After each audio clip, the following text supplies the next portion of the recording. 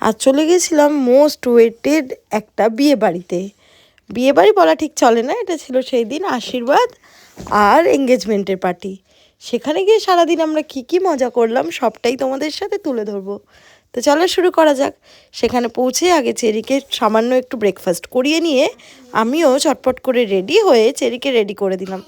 এখানে দেখো আমরা সবাই রেডি হয়ে গেছি। এবার চলে এলাম ভেন্যুতে। জায়গাটা ছিল কিন্তু ভীষণ সুন্দর। আমরা চটপট করে সবাই কিছু পিকচার ক্লিক করে নিয়ে বসে পড়লাম ব্রেকফাস্ট করতে। ব্রেকফাস্টে ছিল দারুণ মজার ফুলকো ফুলকো লুচি, সাথে ছোলার ডাল আর মিষ্টি। বিয়েবাড়ি মানে কত হই হই আনন্দ, সবার সাথে দেখা সাক্ষাৎ, বেশ ভালোই চলে সময়গুলো। দেখো চেরি কিন্তু প্রথমবার নিজের হাতেই লুচি খেলো। ওকে কিন্তু আমি লুচি কখনো এর আগে খেতে দিইনি। লুচিটা বেশ আয়েশ করেই খাচ্ছিল। এখানে আমরাও খাওয়া দাওয়া সেরে নিলাম। এরপরে আশীর্বাদের পর্ব শুরু হবে। খাওয়া দাওয়া সেরে নিলাম গরম গরম এক কাপ চায়ের সাথে।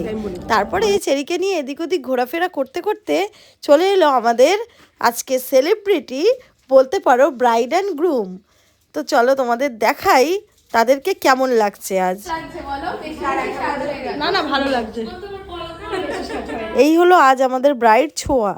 তারপরে দেখো এখানে রেডি হয়ে গেছে সব কিছু, অ্যারেঞ্জমেন্টস কমপ্লিট মোটামুটি।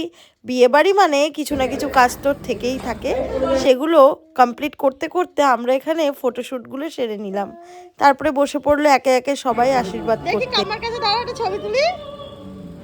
ও দাঁড়াবে না, একটা ছবি তুলি একসাথে, দাঁড়াও।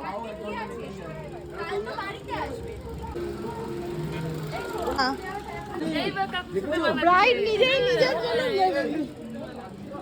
এইভাবে না তো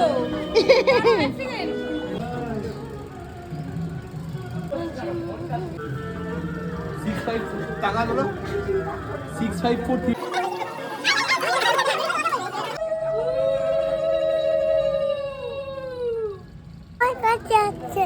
মামা